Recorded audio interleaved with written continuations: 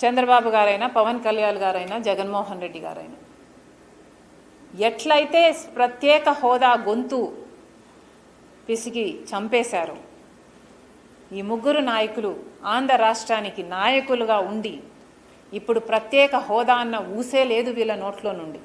ఎవరూ మాట్లాడరు. మన బిడ్డల భవిష్యత్ ఏమిటి ఎవరికీ తెలియదు.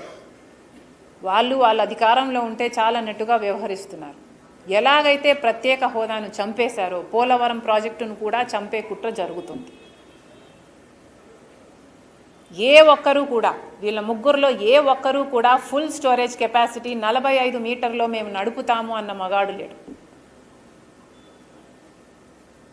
అందరూ ఇదే నెంబర్కు కట్టుబడి ఉన్నారు. ఇప్పుడు పోలవరం ప్రాజెక్టు బీజేపీ పార్టీ మనకు మోసం చేయడానికి ఇంతగా కుదిస్తే మినిమం స్టోరేజ్ కెపాసిటీలో ఈ ప్రాజెక్టుకు ఇన్ని వేల కోట్లు పోసి కట్టినా కూడా దీని పర్పస్ తీరదు, సాల్వ్ కాదు. ఇది ఆంధ్ర రాష్ట్రానికి వరం కాదు. ఎట్లా చంద్రబాబు గారు జస్టిఫై చేసుకుంటారో చేసుకోండి. మీరు బీజేపీ పార్టీకి ఒప్పుకొని కేంద్ర బడ్జెట్లో ప్రవేశపెడితే మీ ఒక్కటి కూడా మాట్లాడలేదు. మినిమం స్టోరేజ్ లెవెల్ 41 మీటర్స్కి ఈ ప్రాజెక్టు కడతాము అని మీరు ఒప్పుకున్నారు. కాబట్టి ఎన్ని లక్షల ఎకరాలకు ఇప్పుడు నీళ్ళు ఇవ్వబోతున్నారు, ఎన్ని మెగావాట్ల ప్రాజెక్టు మీరు కట్టబోతున్నారు ప్రజలకు చెప్పండి. చంద్రబాబు గారిని డిమాండ్ చేస్తుంది. నెక్స్ట్ స్లైడ్ ప్లీజ్ అమ్మా.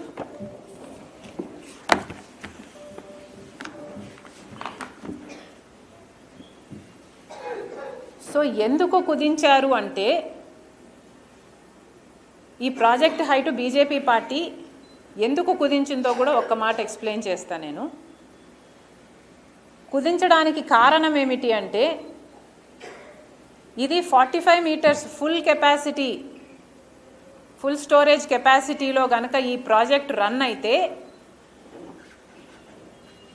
ఎక్కువ మంది ఫ్యామిలీస్కి రీహాబ్ క్రియేట్ చేయాలి. R&R ప్యాకేజెస్ ఎక్కువ మంది ఫ్యామిలీస్కి ఇవ్వాల్సి ఉంటుంది. అంటే కాస్ట్ అంత ఎక్కువ అవుతుంది. చంద్రబాబు గారు ఇంతకుముందు నేను చెప్పాను, చంద్రబాబు గారు 2017లో ప్రాజెక్టు అంచనాలు, రాజశేఖర రెడ్డి గారు వెళ్ళిపోయిన తర్వాత ప్రాజెక్ట్ అంచనాలను పెంచి 55,000 కోట్ల ప్రాజెక్టుగా దీన్ని తేల్చారు.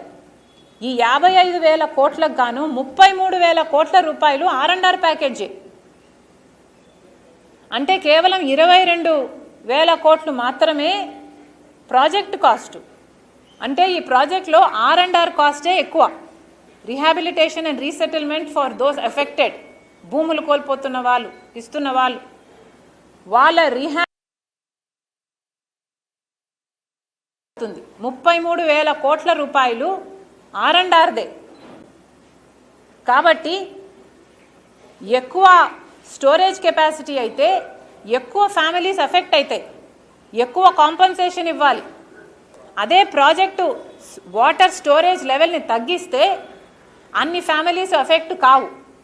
R&R ఇవ్వాల్సిన కుటుంబాలు తక్కువ అవుతాయి. సో కేంద్ర ప్రభుత్వం మీద భారం తక్కువ పడుతుంది. మేము అంత డబ్బు ఇవ్వాల్సిన పని లేదు అని బీజేపీ ఆలోచన.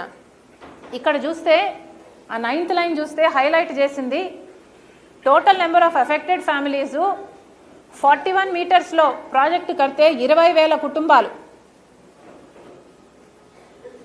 అబవ్ 41 మీటర్స్ అంటే 45 మీటర్స్ స్టోరేజ్ కెపాసిటీలో ప్రాజెక్టు నడిపితే 85,000 కుటుంబాలు, టోటల్ 1,06,000 ఫ్యామిలీస్. సో ఈ సెకండ్ లైన్ ఉందే అబవ్ 41 అన్నది, అంటే అది 45. ఈ 85,000 కుటుంబాలను తగ్గించడానికి మేము అంతే కడతాము అంటున్నారు.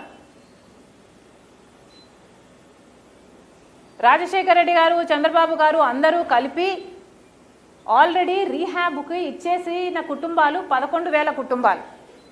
సో బ్యాలెన్స్ ఉన్న కుటుంబాలు అక్కడ 9,000 మాత్రమే ఉన్నారు. కానీ ఈ 45 మీటర్స్లో కడితే 85,000 కుటుంబాలు ఇంకా బ్యాలెన్స్లో ఉన్నారు. అంటే ఇంకా బ్యాలెన్స్ 45 మీటర్స్లో కనుక వాటర్ స్టోరేజ్ కెపాసిటీలో ఈ ప్రాజెక్ట్ నడుస్తే ఇంకా 94,000 కుటుంబాలకి రీహాబ్ ఇవ్వాల్సి ఉంటుంది, R&R సెటిల్మెంట్ ఇవ్వాల్సి ఉంటుంది. ఈ 85,000 కుటుంబాలను తప్పించుకోవడానికే వీళ్ళందరూ కలిపి ప్రాజెక్టును కూనీ చేస్తున్నారు. సో వీళ్ళ లాజిక్ ఏమిటి? ఈ 85,000 కుటుంబాలకి ఇవ్వాల్సిన పని లేదు అన్నది. కానీ వాస్తవంగా అక్కడ ఏం జరుగుతుందంటే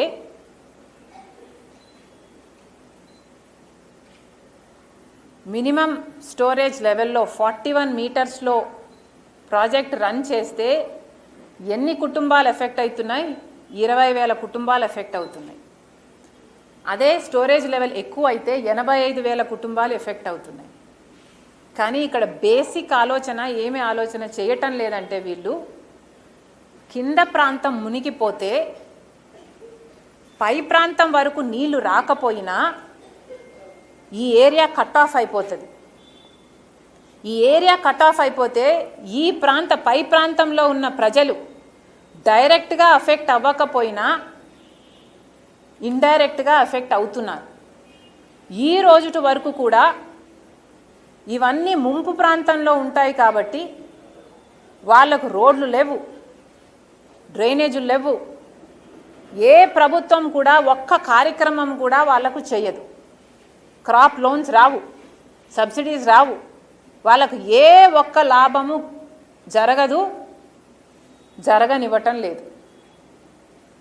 మీరు ఈ కింది ప్రాంతం వాళ్ళని మూవ్ చేసి రీసెటిల్మెంట్ చేసినా కూడా నీళ్ళు ఈ లెవెల్కి వస్తే పై వాళ్ళు ఇంకా అఫెక్టే అవుతారు, పై వాళ్ళ జీవితాలు బొగ్గైపోతాయి. వీళ్ళకి ఏం సమాధానం చెప్తారు?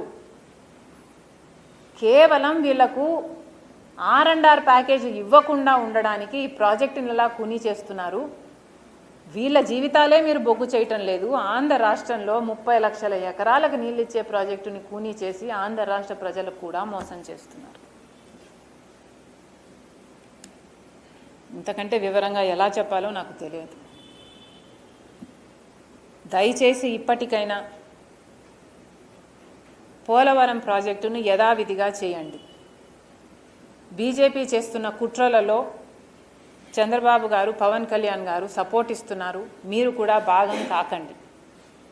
చేతులు జోడించి అడుగుతున్నాం, ఆంధ్ర రాష్ట్ర ప్రజలకు న్యాయం చేయండి. This is not right.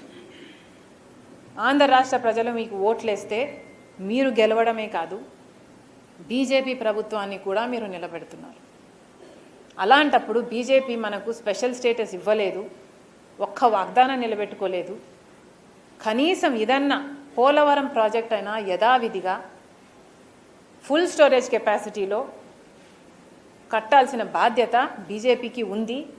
మీరు కాంప్రమైజ్ అవ్వద్దని మళ్ళీ కాంగ్రెస్ పార్టీ డిమాండ్ చేస్తుంది.